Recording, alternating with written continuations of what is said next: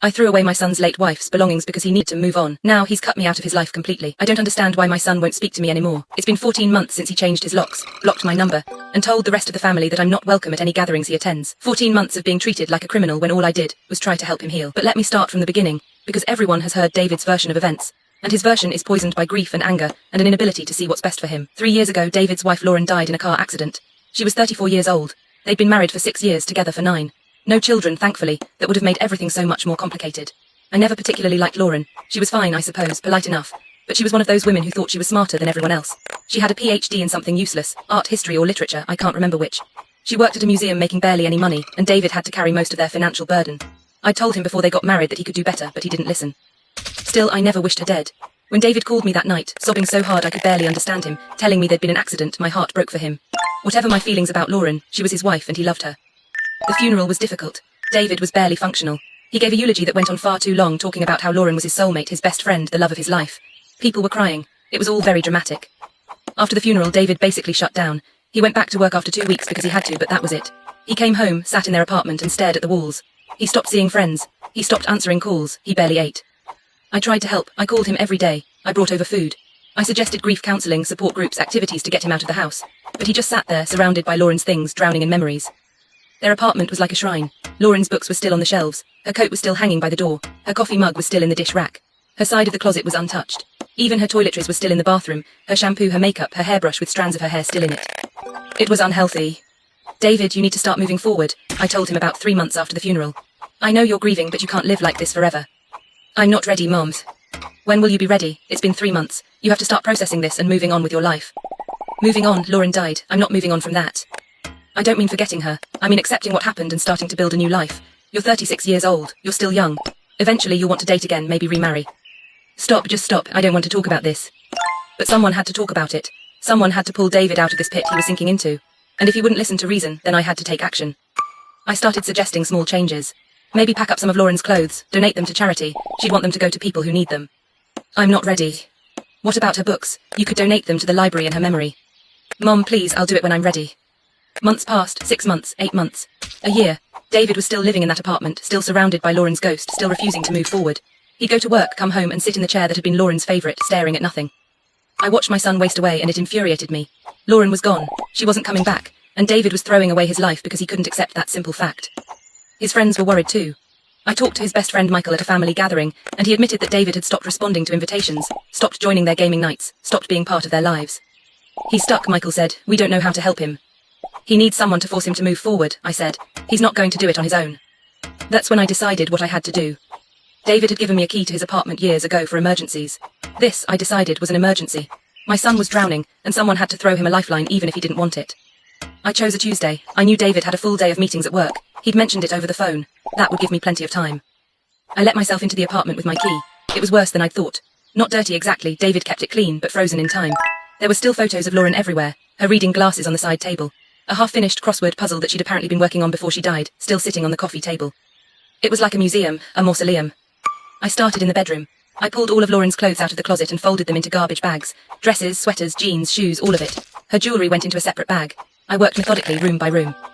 The bathroom, Lauren's makeup, skincare products, medications, hairbrush, everything went into bags. The living room, I took down the photos of Lauren. Not all the photos, I left the wedding photo on the mantle because that felt important, but the casual snapshots, the vacation photos, the candids that were everywhere. I packed up her books, her art supplies, the throw pillows she'd bought, the paintings she'd made.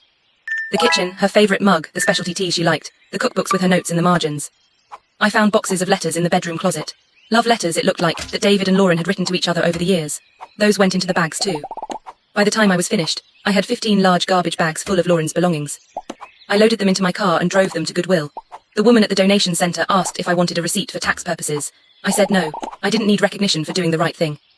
When I got back to David's apartment, I did a final walkthrough. It looked so much better. Cleaner, less cluttered, ready for David to start building a new life. I left the key on the kitchen counter with a note. I know this was hard, but it needed to be done. You have to move forward, sweetheart. Lauren would want you to be happy. Call me when you're ready to talk. Love, Mom. Then I went home and waited for David to call. He didn't call her. Instead, he showed up at my house at 9 o'clock that night. I heard his car screech into the driveway, heard him pounding on the door before I could even get up from the couch. When I opened the door, his face was red and wet with tears. What did you do? David, come inside and we can. What did you do? He was screaming now, loud enough that neighbours' lights were turning on. Where are Lauren's things? Where is everything? I donated them to Goodwill. You weren't using them and someone else could. You had no right, those weren't your things, that wasn't your decision. You weren't making any decisions, David. Someone had to. You threw away my wife's belongings. He was crying harder now, barely able to get the words out. Her clothes, her books, her letters, everything, it's all gone. It was hurting you to keep all of that. You were stuck, grieving in an unhealthy way. I was trying to help you move forward. By throwing away everything I had left of her. You have your memories. You don't need physical objects to remember Lauren. He stared at me like I was speaking a foreign language. You're insane. You're actually insane. Don't speak to me that way. I'm your mother, and I did what needed to be done for your own good. For my own good, Mom, some of those things were irreplaceable. The letters we wrote to each other. Her artwork. The sweater she was wearing the day we met that I kept because it smelled like her. Her grandmother's necklace, all of it just thrown away like garbage. I donated it, not threw it away, and those things were keeping you trapped in the past.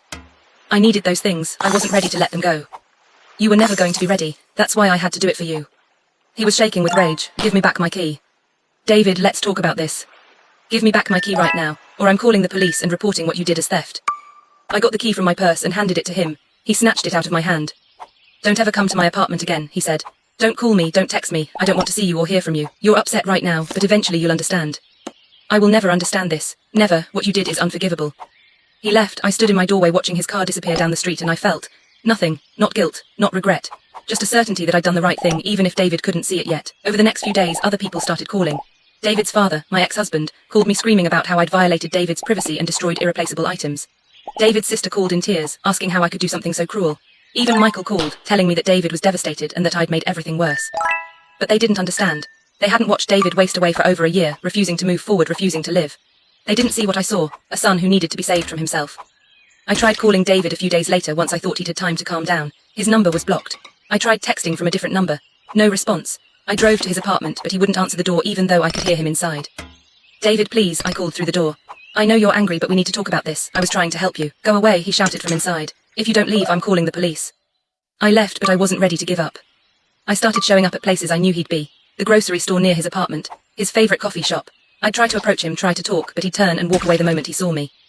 Once I cornered him in the parking lot after his therapy session. Yes, he'd finally started going to therapy, which I took as a sign that my intervention had worked, that I'd forced him to start healing. David, please just listen to me for 1 minute. You went through my home, he said, his voice flat and cold in a way I'd never heard before. You threw away my wife's belongings without my permission. You violated my privacy and my trust in the worst possible way. There is nothing you can say that will make this okay. I was trying to help you move on. You had no right, those things weren't yours, that grief wasn't yours. My healing process wasn't yours to control. I'm your mother, I have every right to help my child when he's suffering. You're not helping, you've never helped. You've only ever tried to control everything and everyone around you, and you can't even see it. That's not true. Stay away from me, I mean it. If you show up at my apartment again, if you follow me again, I will get a restraining order. A restraining order, against his own mother. But I backed off because I didn't want it to come to that. I thought maybe if I gave him space, he'd eventually calm down and realize I'd been right. Weeks passed, then months. I heard through David's sister that he'd gone back to Goodwill, desperately hoping to find some of Lauren's things, but of course they were long gone. Sold or donated elsewhere. He'd driven to every Goodwill in a 50-mile radius, she said, searching for anything that might have been Lauren's. He didn't find anything. His sister told me this like it was supposed to make me feel bad, but it just reinforced what I already knew. David was too attached to material objects. He was using things as a crutch instead of actually processing his grief. 6 months after our confrontation, I heard that David had started dating someone. Her name was Rachel. She was a teacher. I tried to reach out to congratulate him, to tell him I was happy he was moving on, but my messages went unanswered. I found Rachel on social media, her profile was public, and sent her a message introducing myself. I told her I was David's mother and that I hoped we could meet soon. She never responded, but she must have told David, because the next day I received a formal cease and desist letter from a lawyer. It said that if I contacted David, his girlfriend, his friends, or his workplace again, he would pursue legal action. That I was to have no contact with him whatsoever. A cease and desist letter from my own son. I showed it to my friends at church, expecting sympathy, but they got quiet and uncomfortable. One of them, Patricia, who I'd known for 20 years, actually said, "Well, Michelle, you did throw away his deceased wife's belongings. That's pretty extreme." I was helping him, I said. Were you, or were you deciding what was best for him without asking what he actually needed? I stopped going to that church. David's sister stopped talking to me too. She said she couldn't be in the middle anymore, that what I'd done was beyond the pale, and that she understood why David wanted nothing to do with me. Even my ex-husband, who barely spoke to me under normal circumstances, called to tell me I'd crossed a line. Those were his wife's belongings, Michelle, his dead wife. You had no right. I was trying to help him heal. You were trying to control him like you always do, like you always have. And now you've lost your son because of it. He hung up before I could respond. But he was wrong. I haven't lost David. He's just going through a phase, an extended period of anger that he'll eventually move past. Once he's been with Rachel for a while, once he sees that moving on is possible, he'll realize I was right. He'll see that I forced him to take a step he wasn't capable of taking on his own. It's been over a year now, and I haven't spoken to David at all. I hear things through mutual acquaintances who are still willing to talk to me, though there are fewer of those every month. I heard he proposed to Rachel. They're engaged now, planning a wedding for next summer. I'm not invited. David's sister told me not to even think about showing up. He's made it very clear, she said. You're not part of his life anymore, you need to accept that. But how can I accept that? He's my son. I raised him. I changed his diapers, drove him to school, helped him with homework, paid for his college education. And now I'm supposed to just disappear from his life because I made one decision he didn't like. I drive past his apartment sometimes, even though I'm not supposed to. I see lights on, sometimes see him through the window. He looks happy. Healthier than he did when he was drowning in grief. See, my intervention worked. He's better now. He's moved on just like I knew he would. The fact that he's moved on without me in his life is unfortunate, but it's his choice. His mistake. I've started going to a new church. I don't tell people there about David. When they ask about my family, I just say I have a son who lives across town. I don't mention that we don't speak. I don't mention why. I've thought about reaching out to Rachel directly, explaining everything, helping her understand that I only ever wanted what was best for David. But the cease and desist letter makes that complicated. And besides, she's probably already been poisoned against me by David's version of events. Sometimes I imagine David's wedding. I imagine him standing at the altar with Rachel, starting a new chapter of his life. I imagine that I'm there, sitting in the front row where a mother should sit. I imagine that we've reconciled, that he's forgiven me, that he's introduced me to Rachel and we get along wonderfully. But that's just imagination. The reality is that I won't be at that wedding. I won't meet Rachel. I won't be part of David's new life. And whose fault is that? Not mine. I did what any mother would do. I saw my child suffering and I took action. I made a hard decision that he wasn't capable of making himself. If David wants to punish me for that by cutting me out of his life, that's his choice. A hurtful, vindictive choice, but his nonetheless. People keep telling me I should apologize. David's sister said that if I wrote him a sincere apology, acknowledged what I did wrong, maybe he'd consider talking to me again. But I don't have anything to apologize for. I can't apologize for something I don't believe was wrong. Yes, David was upset. Yes, he felt violated, but feelings aren't facts. The fact is that he was stuck in his grief and I unstuck him. The fact is that he's doing better now than he was before I intervened. The means may have been harsh, but the ends justified them. I sleep fine at night. I don't lie awake feeling guilty because I have nothing to feel guilty about. I made a decision based on what I thought was best for my son, and I stand by that decision. If David never speaks to me again, I'll survive. I raised him for 36 years. I gave him everything. If this is how he chooses to repay that, then I can't control it. Maybe someday he'll have children of his own. Maybe someday those children will grow up and make decisions that David doesn't agree with. Maybe then he'll understand what it's like to watch your child struggle and feel powerless to help. Maybe then he'll understand why I did what I did. Or maybe he won't. Either way, I know the truth. I was trying to help him. I was trying to save him from drowning in grief. I did what any mother would do. And if he can't see that, if he can't forgive that, then that's his failure, not mine. I stand by my decision. I always will.